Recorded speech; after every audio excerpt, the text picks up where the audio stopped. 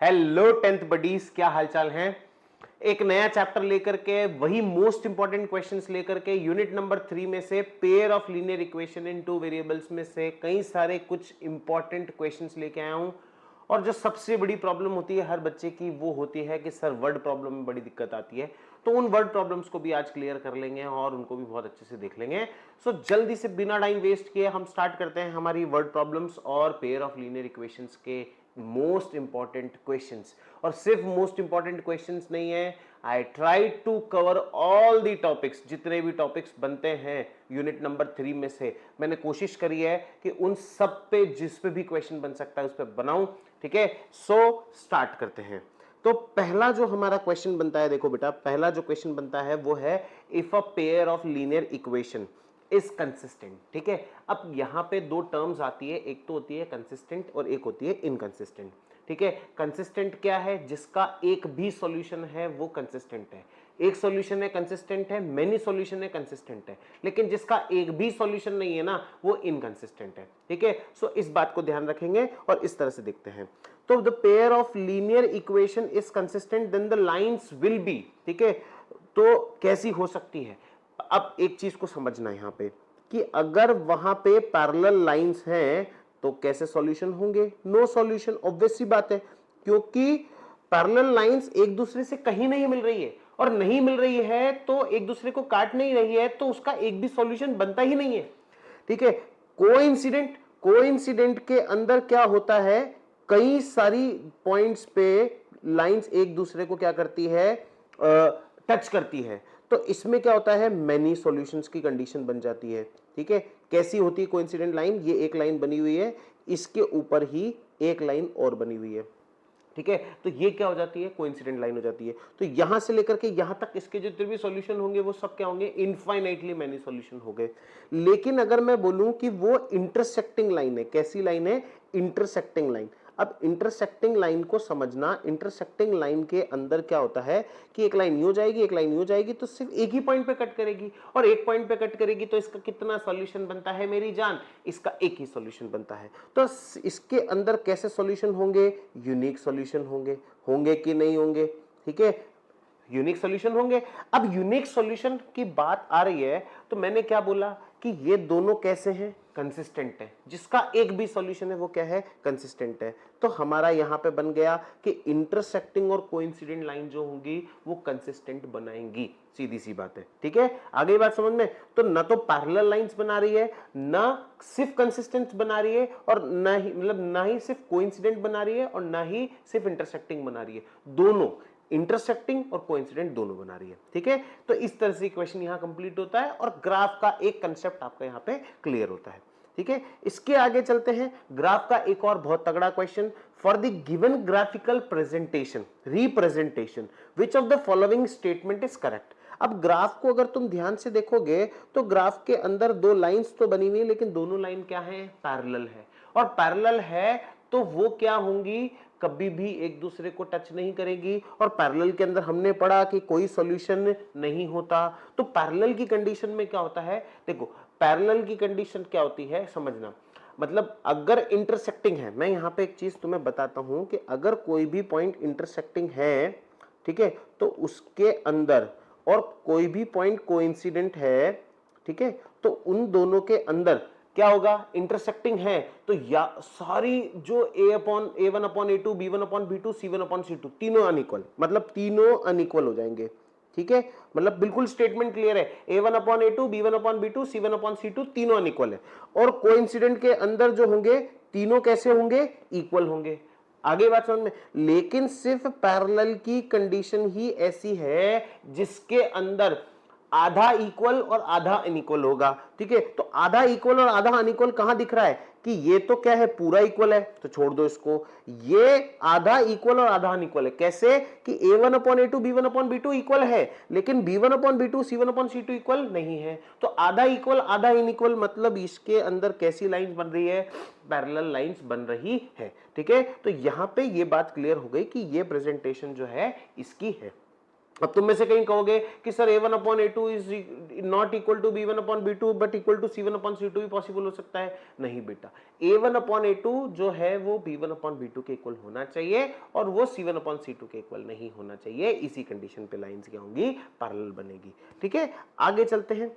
Pair of equation y is equals to 0 and y is equals to -7 has, this is one of the very tricky question, most expected question, और ये previous year में एक बार आ भी चुका है। ठीक है, समझना इस क्वेश्चन को, बड़े ध्यान से समझना कि y इज इक्वल्स टू 0 दे रखा है हमें, y इज इक्वल्स टू 0 और y इज इक्वल्स टू -7 दे रखा है। अगर मैं इसका ग्राफ बनाऊं, ग्राफ इसी तरह से बनता है कि y की वैल्यू 0 मतलब यहां पे बनेगी, तो इसकी जो लाइन बनेगी वो कैसी बनेगी, ऐसी बनेगी ना साहब। ठीक है, पैरेलल लाइन बनेगी, मतलब वो 0 से पास हो रही है तो 0 से जाएगी। y इज इक्वल्स टू -7 नीचे कहीं पे आएगा। अब ये दोनों लाइन क्या है, ये y इज इक्वल्स टू 0 की है, y इज इक्वल्स टू -7 की है, तो ये दोनों लाइंस क्या हैं, ये दोनों लाइंस पैरेलल है। और पैरेलल है तो कैसे सॉल्यूशन बनेंगे मेरी जान, नो सॉल्यूशन बनेंगे ना बेटा, तो इसके अंदर नो सॉल्यूशन लिख देने का। आगे बात समझ में, इस तरह से ये क्वेश्चन मतलब है बहुत इजी लेकिन ट्रिकी है और इसके आने के चांसेस बहुत ज्यादा है। ठीक है, आगे बढ़ते हैं। For what value of p will the lines represented the following pair of linear equation be parallel। ठीक है, किस कंडीशन के लिए होंगे, तो पैरेलल कंडीशन के लिए हमें एक बात पता है कि a1 अपॉन a2 जो होता है वो b1 अपॉन b2 के इक्वल होता है but not equal to c1 upon c2। Statement clear है। ठीक है, तो a1 अपॉन a2 बोले तो 3 अपॉन 6, b1 अपॉन b2 बोले तो माइनस का 1 अपॉन माइनस का 2 और c1 अपॉन c2 बोले तो माइनस का 5 अपॉन माइनस का p which is not equal की कंडीशन है। ठीक है, आगे ये बात समझ में क्लियर है। तो इसको हम क्या करेंगे, इसको यहां पे इसको कंपेयर कर लेंगे। ठीक है, कंपेयर कैसे करेंगे कि माइनस का 1 मल्टीप्लाई माइनस का p is equals to minus का 5 मल्टीप्लाई माइनस का 2, तो ये प्लस का p हो जाएगा और ये प्लस का 10 हो जाएगा, लेकिन यहाँ कंडीशन क्या है, नॉट इक्वल्स। ठीक है, तो यहाँ पे आंसर हमारा जो बन जाता है ऑल रियल वैल्यूज एक्सेप्ट 10, क्योंकि उसने बोला है कि p की वैल्यू +10 नहीं हो सकती, बाकी सब कुछ हो सकती है। ठीक है, तो ऐसे क्वेश्चन थोड़े से घुमा सकते हैं तुम्हें। आगे बात समझ में, अगले क्वेश्चन की तरफ बढ़ते हैं दोबारा। अच्छा, बड़ा इंटरेस्टिंग क्वेश्चन है। देखो, इस तरह का क्वेश्चन काउंटर होगा 2 नंबर या 3 नंबर के अंदर, कुछ बड़ी वैल्यूज के साथ भी आ सकता है, कुछ छोटी वैल्यूज के साथ भी आ सकता है। तुम्हें यहाँ पे कैसे देखना है, यहाँ तुम्हारी ऑब्जर्वेशन स्किल्स काम आएगी। कैसे आएगी, यहाँ हमें दे रखा है 32x plus 33y equals to 34। ठीक है, और दूसरा दे रखा है 33x plus 32y equals to 31। ठीक है, दो सिचुएशंस दे रखी है। अब इन दोनों सिचुएशंस को सॉल्व करो। अब इन दोनों सिचुएशन में देखो मैंने क्या ऑब्जर्व किया यहाँ पे कि यहाँ 32x 33y है और यहाँ पे 33x और 32y है, तो मैं क्या करूंगा, दोनों इक्वेशन को एक बार ऐड कर दूंगा, इन दोनों को एक बार ऐड कर दूंगा और इन दोनों को एक बार सब्ट्रैक्ट कर दूंगा। तो हम कर लेते हैं कि 32x plus 33y is equals to 34 और 33x plus 32y is equals to 31। दोनों को हमने क्या किया, ऐड कर लिया, तो ये कितना हो गया 65x plus 65y is equals to 5 और ये 65 बन गया। तो हमने 65 कॉमन ले लिया, तो x प्लस वाई की जो वैल्यू है वो 65 अपॉन, यहाँ नहीं लिखते इसको, ठीक है, नीचे लिख लेते हैं x प्लस वाई, 65 से 65 कैंसिल, तो x प्लस वाई की वैल्यू 1 बन गई। एक इक्वेशन यहाँ बन गई। ठीक है, अब दूसरी इक्वेशन देखो कि 33x plus 32y is equals to 31 और 32x plus 33y is equals to 33x plus ये आ गया और ये हो गया 34। अब दोनों को क्या करेंगे, सब्ट्रैक्ट करेंगे, तो इनके साइन नीचे क्या हो जाएंगे, चेंज होते से मैंने माइनस किया, तो x माइनस का y is equals to minus का 3। तो यहाँ पे मेरे साथ दो इक्वेशन बनी कि नहीं बनी लाला। ठीक है, दो इक्वेशन बन गई, एक इक्वेशन तो मेरी ये बन गई और एक इक्वेशन मेरी ये बन गई। अब इस इक्वेशन को तुम चाहे एलिमिनेशन से करो, सब्स्टिट्यूशन से करो, क्रॉस मल्टीप्लिकेशन से करो, किसी भी मेथड से करो, आंसर तुम्हारा वही आएगा। यहाँ पे I am going to choose for elimination method. ठीक है, तो ये हो गया माइनस का 3। अब मैंने दोनों को ऐड कर दिया, ऐड करने पे x और x कितना हो गया 2x, y से y कैंसिल आउट और इसको किया तो माइनस का 2, तो x की वैल्यू कितनी आ गई -1 और x की वैल्यू -1 आ गई तो x माइनस y बराबर कितना है 3, तो -1 माइनस y बराबर 3, तो माइनस का y बराबर 3 + 1, तो y की वैल्यू कितनी हो गई -4। तो यहाँ पे मेरे इस इक्वेशन का सॉल्यूशन बड़े आराम से निकल गया। अब कई बच्चे इसमें कैसे कंफ्यूज होते, वो 32 को 33 से मल्टीप्लाई करते या सब्स्टिट्यूशन एलिमिनेशन लगाते तो वो माइनस करने में फंस जाते, ठीक है, कहीं ना कहीं कुछ ना कुछ गड़बड़ हो जाती। सब्स्टिट्यूशन में तुम जाते तो तुम x की वैल्यू को y से इक्वेट करते, कैलकुलेशन बहुत बड़ी हो जाती। सिर्फ कैलकुलेशन से बचने के लिए यहाँ पे किया। अब सपोज करो कि यहाँ पे 166 और 171 वाले फिगर आ जाते, इतनी बड़ी कैलकुलेशन कैसे करते? कैलकुलेशन को रोकने का सबसे बढ़िया तरीका, ठीक है। इस तरह से ये पूरा क्वेश्चन जो है सॉल्व हो जाता है। अगले क्वेश्चन की तरफ बढ़ते हैं। अगला क्वेश्चन बड़ा मजेदार क्वेश्चन है, तुम्हारे प्री बोर्ड में भी तुम्हें ये क्वेश्चन देखने को मिला होगा। कैसे है कि एक ट्राइंगल है एबीसी, उस ट्राइंगल एबीसी के अंदर एंगल ए दिया हुआ है, बी दिया हुआ है और सी दिया हुआ है और हमें बोला है कि बी माइनस सी जो है वो 9 डिग्री के बराबर है।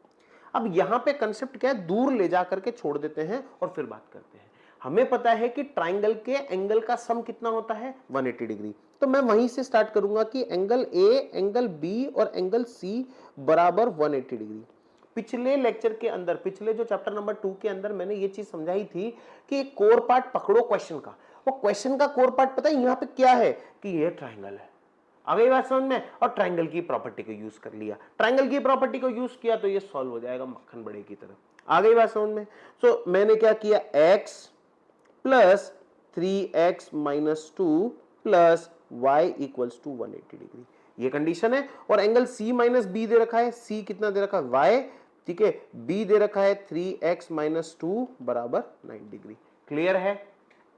अब ये x प्लस x कितना हो जाएगा 4x, ठीक है, माइनस को उधर ले जाओ, ये प्लस का y कर दो इक्वल्स टू 180 प्लस 2, तो 4x प्लस y की वैल्यू कितनी हो गई 182। Is it clear? और यहां से y माइनस 3x प्लस 2 जो है वो कितना हो गया 9 डिग्री, तो y माइनस 3x की वैल्यू यहां से बन जाएगी हमारी कितनी 9 माइनस 2। मैं 3x को आगे ले आता हूं तो माइनस का 3x प्लस y बराबर 7, ये मेरी इक्वेशन बन गई। अब दोनों इक्वेशन को मैं बड़े आराम से सॉल्व कर सकता हूं। कैसे कि 4x प्लस y बराबर 182 और माइनस का 3x प्लस y बराबर 7। अब हमने क्या किया, सब्ट्रैक्ट कर दिया, ठीक है, क्या कर दिया, सब्ट्रैक्ट कर दिया। सब्ट्रैक्ट करते से साइन क्या हो गए सारे चेंज, साइन चेंज होते से ये मिला करके कितना हो गया 7x, ये तो कैंसिल आउट और 182 में से 7 माइनस किया तो कितना आ जाएगा ये 182 में से 7 माइनस करेंगे तो 175 आना चाहिए मेरे हिसाब से। तो यहां से x की वैल्यू 175 अपॉन 7, 7 से डिवाइड हो रहा है क्या शायद तक, कितनी बार 25 बार, ठीक है, तो यहां से x की वैल्यू कितनी आ गई 25।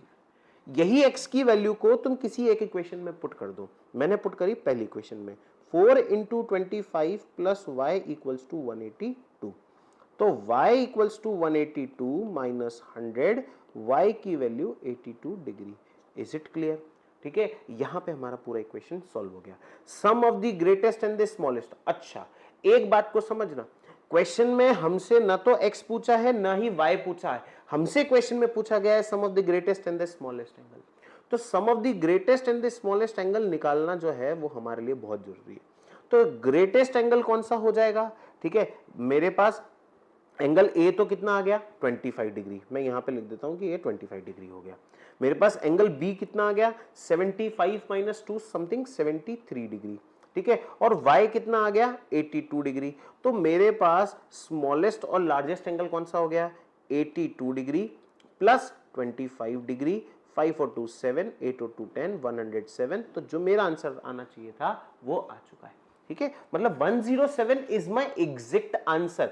इसी पे जाके तुम्हें नंबर मिलेंगे, अदरवाइज तुम्हें नंबर मिलेंगे लेकिन पूरे नहीं मिलेंगे। अगर पूरे मार्क्स स्कोर करने हैं तो लास्ट के क्वेश्चन को एक बार रिवाइज करना, ठीक है। अगले क्वेश्चन की तरफ बढ़ते हैं। Find the number of solutions of this and this, ठीक है, ट्रिकी है थोड़ा सा, लेकिन ये एमसीक्यू क्वेश्चन में स्टैंडर्ड के पेपर में आने के बहुत तगड़े चांसेस बनते हैं, ठीक है। क्वेश्चन को समझते हैं।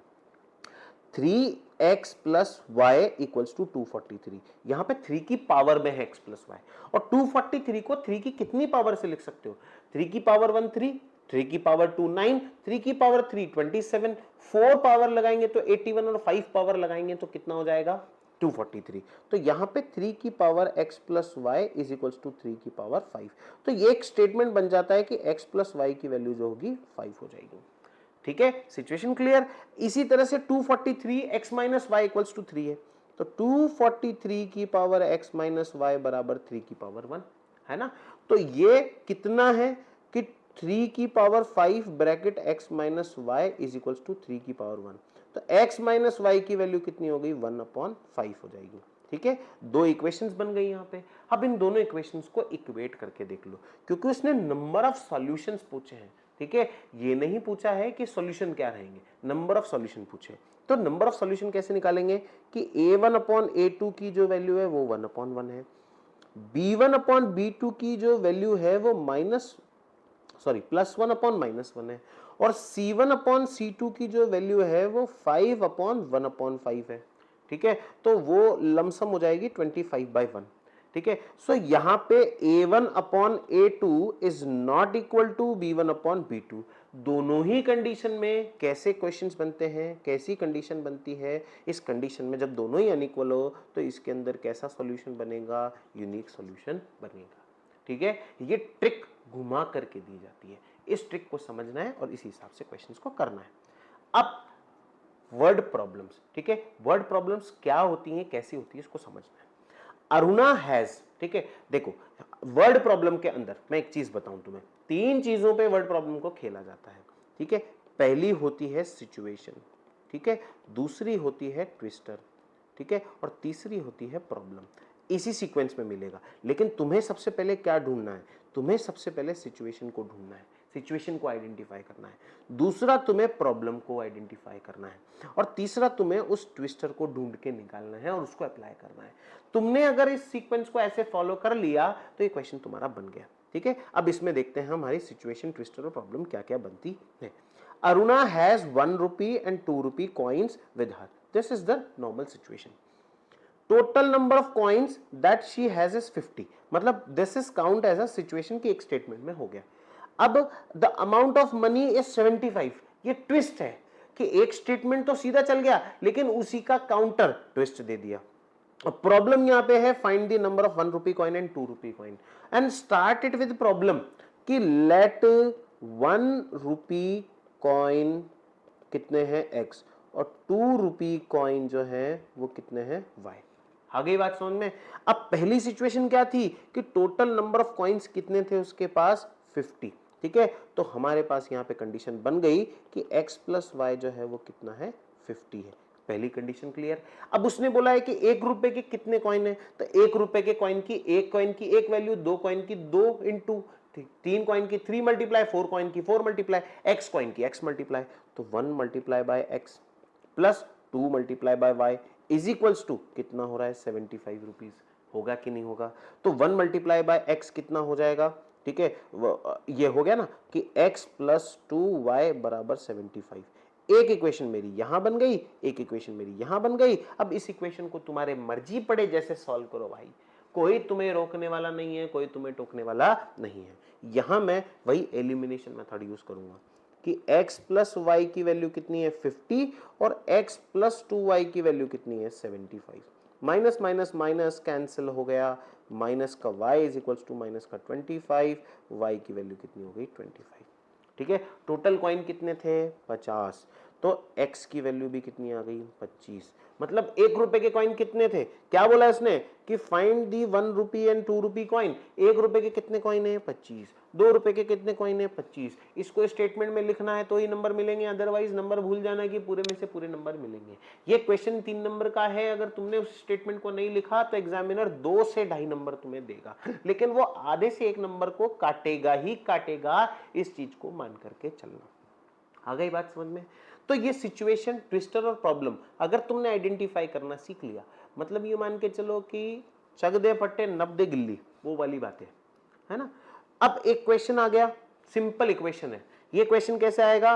Solve for x and y, मतलब यहाँ पे मैं क्वेश्चन को थोड़ा सा एडिट कर देता हूँ, ठीक है, वो एडिट ऐसे होगा, फाइंड एक्स एंड वाई, ठीक है, एक्स और वाई, या फिर solve for x and y, इस तरह से क्वेश्चन बनता है। तो मेरे पास x माइनस वाई की वैल्यू कितनी है 2, और 1 अपॉन एक्स प्लस वाई की वैल्यू 2 अपॉन 5 है। तो क्या लिख देंगे इसको कैसे करेंगे, क्रॉस मल्टीप्लाई, कि 5 equals to 2x plus 2y हो गया, ठीक है। अब x minus y is equals to 2 और 2x माइनस वाई, ये दो इक्वेशंस हैं। अब इसको किससे करूं, सब्स्टिट्यूशन से देख लेते हैं, चलो, कि x बराबर 2 प्लस वाई, यहां से बना, इस इक्वेशन में पहुंचा दिया, y बराबर 2 bracket 2 plus y plus 2y, तो 5 बराबर 4 प्लस 2y प्लस 2y, तो 5 minus 4 is equals to 4y, 1 बराबर 4y, y की वैल्यू 1/4, y की वैल्यू कितनी आ गई 1/4, यही y की वैल्यू मैंने इधर डाल दी, ठीक है। तो x की वैल्यू 2 प्लस 1/4, x की वैल्यू 8 प्लस 1/4, x की वैल्यू 9/4, तो ये दोनों वैल्यूज मेरी निकल जाती है, ठीक है। इस तरह से ये क्वेश्चन जो है इजी है, लेकिन थोड़ा सा प्रेजेंस ऑफ माइंड रखना पड़ेगा। During the paper keep yourself cool and काम। अगर आपने शांति से, तसल्ली से क्वेश्चन को सॉल्व किया, तो मैं डेफिनेटली बोल रहा हूं वो क्वेश्चन तुमसे छूटने वाला नहीं है। और ज्यादा हड़बड़ी, जल्दीबाजी करी तो बेटा गलती होने के चांसेस है।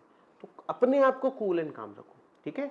चलो, एक एनसीईआरटी का क्वेश्चन लेके आए हैं, देखो कितना जिगरा है हमारे अंदर कि हम एनसीईआरटी के क्वेश्चन कर रहे हैं, ठीक है। एनसीईआरटी का क्वेश्चन क्या कहता है, the larger of to supplementary angle exceed the smaller by 18। एक सिंगल स्टेटमेंट में 2 नंबर का क्वेश्चन अगर बन सकता है तो ये बहुत परफेक्ट एग्जांपल है। क्या बोला है उसने, 2 सप्लीमेंट्री एग्जाम क्वेश्चन है। अब यहां पे सिचुएशन, ट्विस्टर और प्रॉब्लम को आइडेंटिफाई करना बहुत मजेदार चीज है, कि यहां पे एक सिचुएशन दी गई है कि larger of to supplementary angle exceed the smaller by 18 degree, ठीक है, कि लार्जर और स्मॉलर के बीच में, यहां लिख देता हूं मैं कि लार्जर एंगल और स्मॉलर एंगल के बीच में 18 डिग्री का डिफरेंस है, और उसने बोला है फाइंड दी एंगल्स। मतलब प्रॉब्लम मिल गई यहां पे हमें कि ये जो हमारा है ये प्रॉब्लम स्टेटमेंट है कि लार्जर एंगल स्मॉलर एंगल निकालो, लेकिन यहां ट्विस्टर क्या है, this supplementary angle. Supplementary angle क्या बनाता है, 180 डिग्री का सम बनाता है। तो यहां पे larger angle plus smaller angle दोनों मिलाकर के कितना बनाएंगे, 180 डिग्री बनाएंगे। और लार्जर एंगल को मान लिया हमने कितना, लार्जर मान लो x, स्मॉलर मान लो y, तो x माइनस वाई जो है 18 डिग्री है, और x प्लस वाई जो है वो 180 डिग्री है। तो इस तरह से ये क्या हो जाएगा, सॉल्व हो जाएगा। तो x plus Y equals to 18 degree, sorry 180 degree, और x minus Y equals to 18 degree. इसको सॉल्व कर लो तो 2x बराबर 198, x की वैल्यू 99 और x की वैल्यू 99 है, तो y की वैल्यू 180 में से 99 माइनस कर देंगे तो कितना बैठता है, 90 में से 9 गया तो 81। वेरी गुड, तो y की वैल्यू 81 डिग्री। हमारे दोनों एंगल्स निकल गए, larger angle is 99, smaller angle is 81। Clear, sorted, ठीक है। आ गई बात समझ में। अगेन वही वाला क्वेश्चन दिमाग में चमक गया होगा कि सर ये तो वही वाला क्वेश्चन है कि इसमें एक बार प्लस कर दो, एक बार माइनस कर दो, दो इक्वेशन बना दो, दोनों इक्वेशन को बना करके जो है x और y की वैल्यू को निकाल दो। तो निकाल दो, इसको यहीं स्टॉप करो, वीडियो को खुद करो, फिर सॉल्यूशन को देख लेना। चलो, 49x plus 51y equals to 499 and 51x plus 49y is equals to 501। Add कर लेते हैं तो 9 और 1 10, 100x plus 100y is equals to, ये 1000 बन रहा है शायद तक, तो 100 कॉमन लिया, x plus Y equals to 1000। इसको काटूंगा तो 10 बचेगा यहाँ पे, तो x प्लस वाई की वैल्यू कितनी आ गई, 10। इसी तरह से दोनों को माइनस कर दो। मैं यहाँ पे चलो 49x plus 51y equals to 499 और 51x plus 49y is equals to 501। Subtract करेंगे, सब्ट्रैक्ट करने पे यहाँ आया माइनस का 2x प्लस का 2y is equals to minus का 2। ठीक है, माइनस का 2 कॉमन ले लिया तो x minus Y equals to minus का 2 कैंसिल आउट हो गया, तो x माइनस वाई की वैल्यू कितनी आ रही है 1।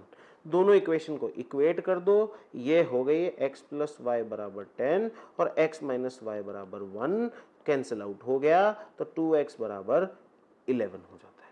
ओए शाबाश, क्या गड़बड़ हो गई? सही तो है भाई, 9 और 10, हाँ ठीक है। x की वैल्यू 11/2, x की वैल्यू 11/2, तो y की वैल्यू यहाँ पे सॉल्व हो जाएगी। कुछ गड़बड़ करके आया क्या मैं यार? लग तो नहीं रही। 2 बचेंगे, 2 बचेंगे, 2 बचेंगे,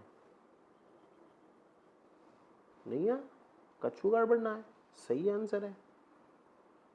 माइनस का 2x कॉमन लिया, x माइनस वाई बराबर 1, तो प्लस कर दिया 2x 11, सही तो है बाबा। ठीक है, इस तरह से क्वेश्चन हो जाता है। x की वैल्यू निकल गई, y की वैल्यू को उसमें पुट करके निकाल लो। ठीक है, अब अगला question, 2x plus Y equals to 23 and 4x minus Y equals to 19। मतलब दो इक्वेशन दी हुई है, इन दोनों इक्वेशन से पहले इन दोनों इक्वेशन से x और y निकालो और उसके बाद इसमें x और y की वैल्यू पुट कर दो, तो तुम्हारा आंसर निकल जाएगा। ठीक है, आगे बात समझ में? देखो करके देख लेते हैं कि ये 2x प्लस वाई बराबर 23 दे रखा है और ये 4x माइनस वाई बराबर 19 दिख रहा है। दोनों को मैंने एडिंग कर दी, एडिंग करने पे ये कट गया तो यहां से बचा 6x, 9 और 3 कितना होता है 2 और 1 कैरी, 3 और 1 4, x की वैल्यू 7 6 42, 7। यही 7 वैल्यू मैंने क्या किया, इसके अंदर पुट कर दिया। किसके अंदर? 2x, 2 into 7, 2 multiply 7 plus Y equals to 23। तो y की वैल्यू 23 माइनस 14, y की वैल्यू 23, 14 माइनस करेंगे तो कितना आंसर आएगा? 7 और 2 9, तो y की वैल्यू 9। अब इस वैल्यू में पुट कर दो कि ये 5y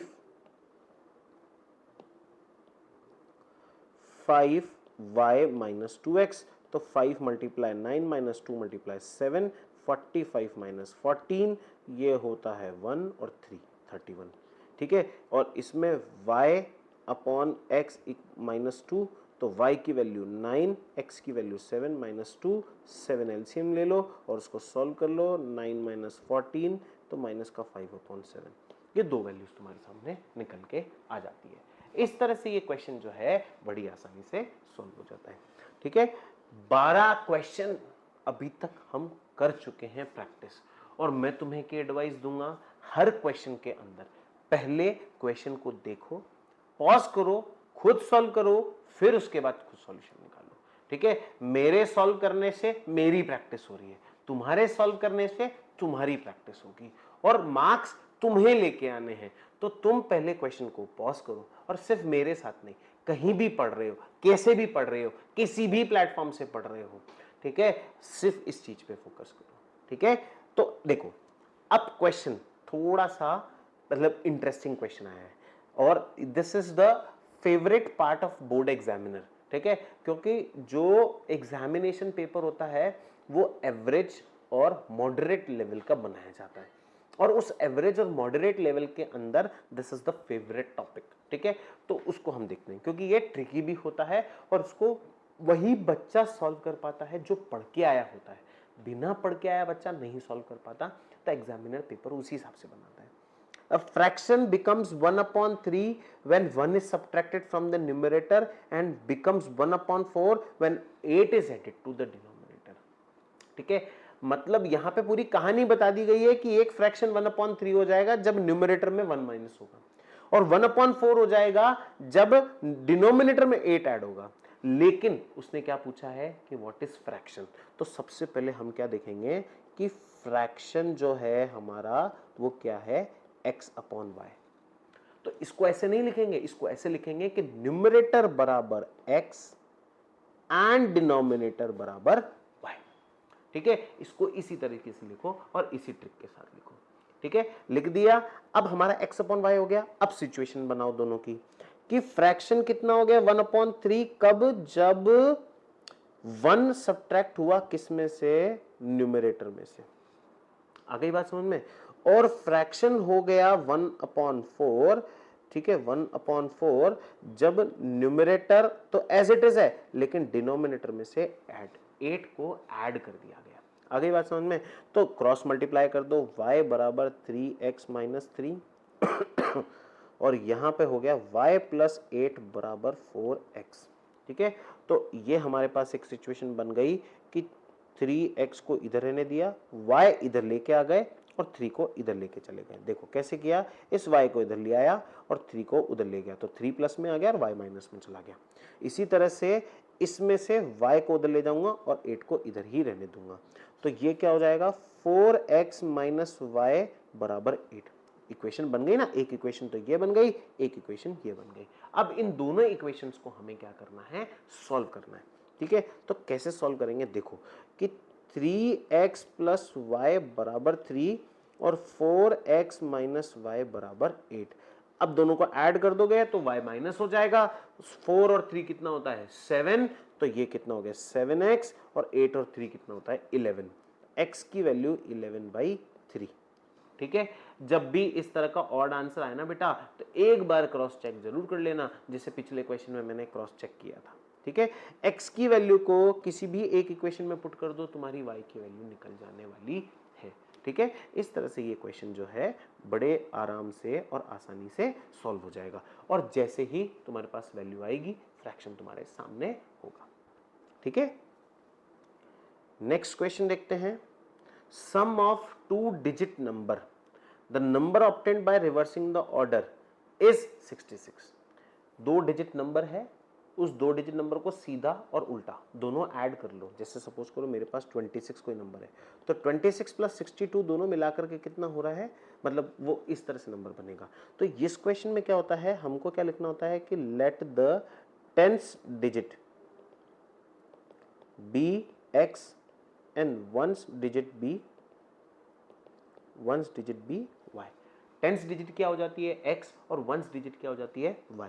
अब 10th डिजिट x है, ठीक है, तो हमारा जो नंबर बनेगा, ठीक है, नंबर वैल्यू से कैसा बनेगा 10x + y, और इसका रिवर्स ऑर्डर जो बनेगा वो क्या बनेगा 10y + x, क्योंकि 10th प्लेस पे 1 चला जाएगा, 1st प्लेस पे 10 आ जाएगा। अब इन दोनों का सम, ठीक है, अकॉर्डिंग टू प्रॉब्लम कि 10x + y + 10y + x जो है वो कितना दे रखा है 66। एक कहानी यहां से बन गई। अब if the digit of number differ by 2, twister कि दोनों के बीच में डिफरेंस जो है वो कितना है 2 का है। ठीक है, तो x - y की वैल्यू जो है वो 2 है। हमें नहीं पता है कि कौन सा नंबर बड़ा है कौन सा नंबर छोटा है, ठीक है, बस हमें पता है दोनों के बीच का डिफरेंस 2। तो 10x + x कितना हो जाएगा 11x + 11y = 66। तो x + y की वैल्यू 66/11। तो यहां पे बन गया हमारी इक्वेशन x + y = 6। ठीक है, तो इसको सॉल्व कर देंगे कि x + y = 6, दोनों को ऐड कर दिया, कट गया, 2x बराबर 8, x की वैल्यू 4। x की वैल्यू 4 आते से इसमें या इसमें दोनों में से एक जगह पर पुट कर दो, तो तुम्हारे y की वैल्यू जो है वो कितनी निकल जाएगी 2। तो नंबर है हमारा 24 और 42 उसका रिवर्स ऑर्डर, दोनों को ऐड करेंगे 66, दोनों के बीच का डिफरेंस 2। क्लियर, सॉर्टेड है। ठीक है, सिचुएशन, ट्विस्टर, प्रॉब्लम, तीनों चीजों को आइडेंटिफाई कर लिया तो क्वेश्चन हो गया, और तीनों चीजों को आइडेंटिफाई नहीं किया तो गड़बड़। आगे बात समझ में। अगला क्वेश्चन देखते हैं, वर्ड प्रॉब्लम, लेकिन अब थोड़ी भारी वाली वर्ड प्रॉब्लम है। आगे आने वाली जो 5-6 प्रॉब्लम्स है वो थोड़ी भारी है। ठीक है, शनि और राहु दोनों भारी है। A shopkeeper sell a sari at a profit of 8% and sweater at a discount of 10%, thereby getting a sum of ₹800। मतलब एक शॉपकीपर ने साड़ी को तो बेचा किस में 8% के प्रॉफिट पे, और स्वेटर को बेचा 10% के डिस्काउंट पे, और उसको कितने रुपए मिले 1008 रुपए, 1008 rupees. If she had sold the sari at the profit of 10% and sweater at the discount of 8%, she would get 1028 rupees। Find the cost of sari and list price of sweater. अब जो problem है उसे ही क्या मान लो, x और Y मान लिया साहब कि साड़ी जो थी हमारी कितने की थी, एक्स रुपीस की, और सूटर जो था वो सूटर था वाई रुपीस का। ठीक है, अब साड़ी पे प्रॉफिट आया 8% का, तो क्या करेंगे 108 अपॉन 100x। क्यों करेंगे समझना, यहां तुम्हारी क्लास 8 का कंसेप्ट काम आएगा, नहीं आया तो मैं दिखाता हूं तुम्हें कि x रुपीस तो पहले ही था प्लस 8% ऑफ x। जब इसको तुम सॉल्व करोगे तो 108x हो जाएगा। ठीक है, होगा कि नहीं होगा, एलसीएम लेके सॉल्व करोगे ना, एलसीएम लेके सॉल्व करोगे तो ये 100x 8x, तो ये कितना हो गया 108 हो गया कि नहीं हो गया। ठीक है, इसी तरह से उसने डिस्काउंट दिया है, डिस्काउंट में माइनस होगा, तो डिस्काउंट में y माइनस 10% ऑफ y, तो ये कितना हो गया 90 अपॉन 100y। तो क्या लिख देंगे यहाँ पे 90 अपॉन 100y, कितने का डिस्काउंट दिया इसने, हाँ ठीक है। चलो उसको कितने रुपए मिले, 1008 रुपीज मिले। एक बात तो यहां बनती है, अब दोनों का डिनोमिनेटर सेम है तो 100 ले लिया, 108x plus 90y is equals to 108, तो ये 108x plus 90y equals to 100800, ये हमारी एक इक्वेशन बन गई यहाँ पे। ठीक है, बन गई।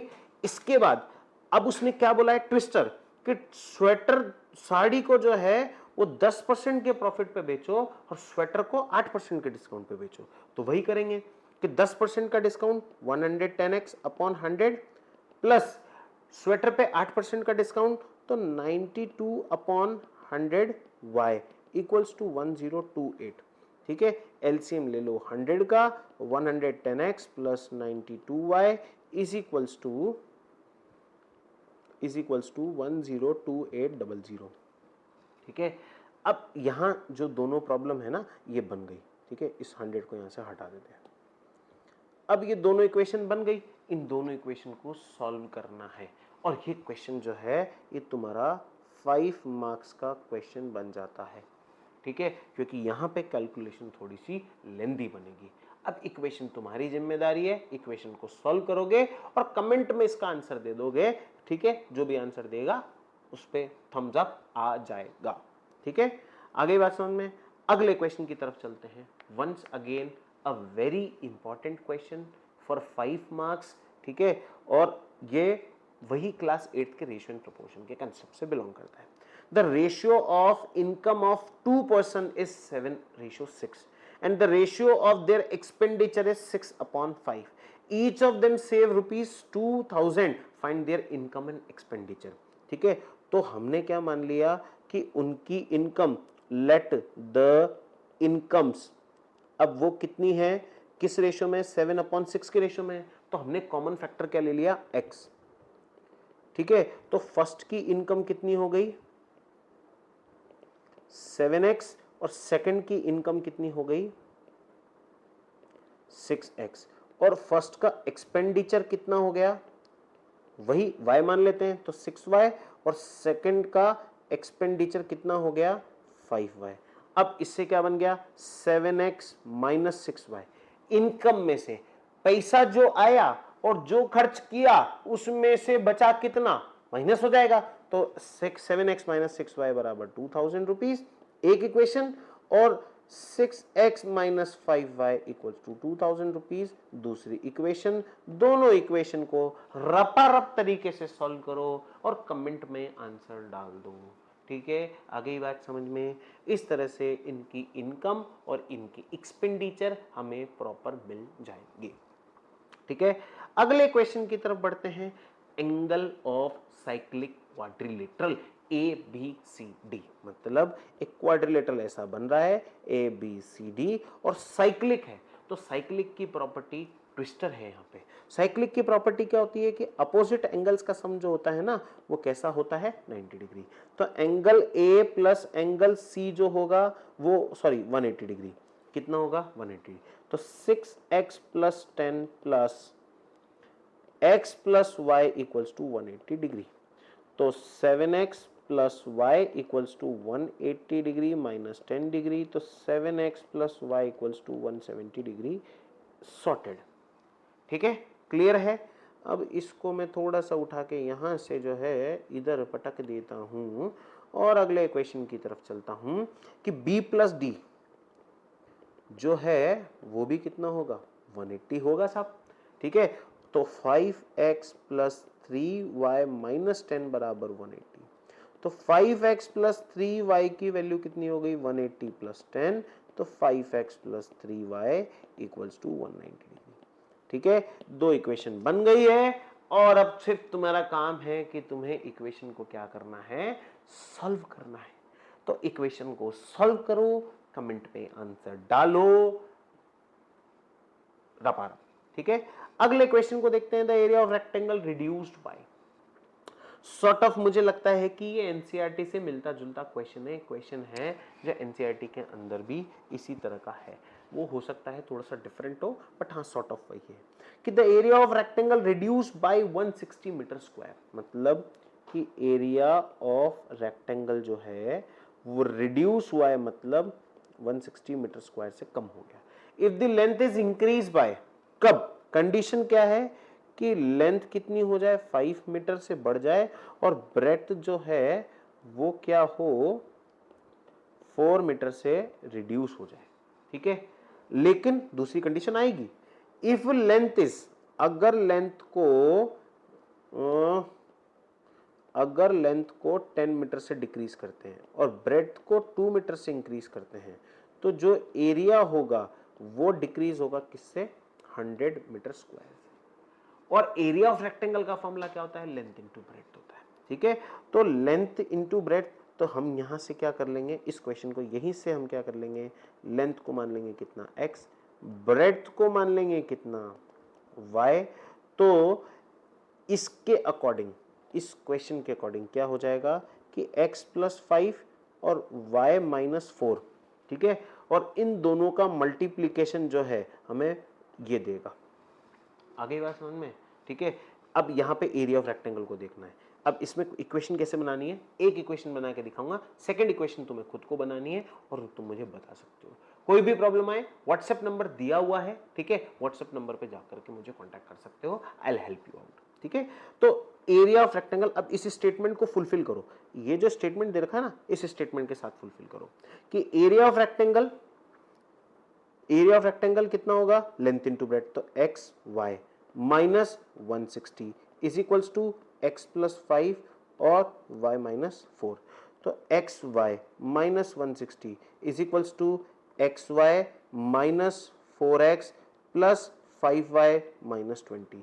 इस एक्स वाई से x y cancel out, minus 160 plus 20 is equals to minus का 4x प्लस y, और ये इक्वेशन बन जाती है कि माइनस का 4x plus 5y is equals to minus का 140। ठीक है, इस तरह से इक्वेशन बन गई। इसी तरह से तुम सेकंड इक्वेशन भी बनाओगे और उसी तरह से इसकी जो है सेकंड इक्वेशन बनानी है तुम्हें। और वो सेकंड इक्वेशन कैसे बनेगी कि x y minus 100 is equals to x minus 10 है और वाई प्लस 2 है, एक्स माइनस 10 और वाई प्लस 2।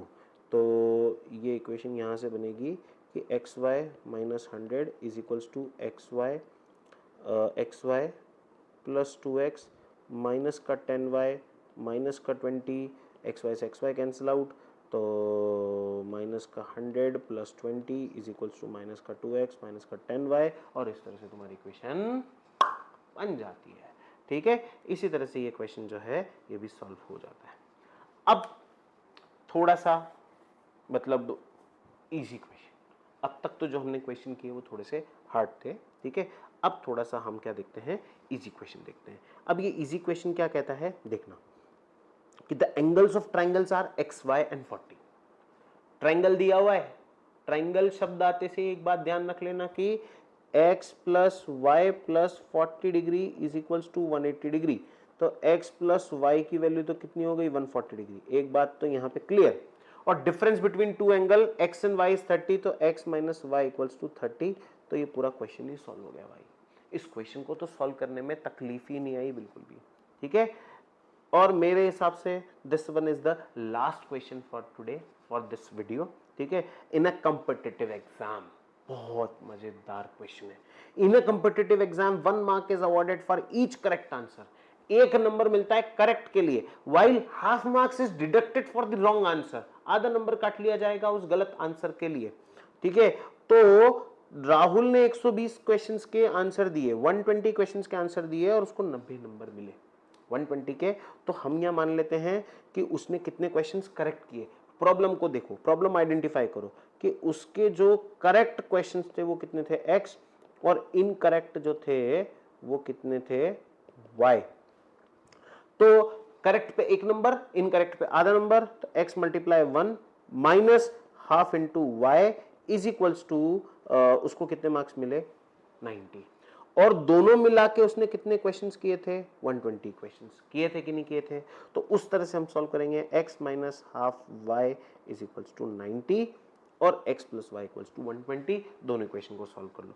ये इक्वेशन जो है वो 2x minus Y equals to 180 बन जाएगी और एक इक्वेशन ये बन जाएगी, और इस तरह से तुम्हारा जो क्वेश्चन है वो बहुत इजीली जो है सॉल्व हो जाएगा, ठीक है। तो इस तरह से ये हमारे सारे क्वेश्चंस यहाँ पे होते हैं कंप्लीट। इस वीडियो को एंड तक देखने के लिए बहुत बहुत धन्यवाद, और चैप्टर नंबर 4 के लिए तैयार रहने के लिए पहले से ही बधाई हो, ठीक है। मिलते हैं जल्दी तुम्हें सारे नए क्वेश्चंस के साथ।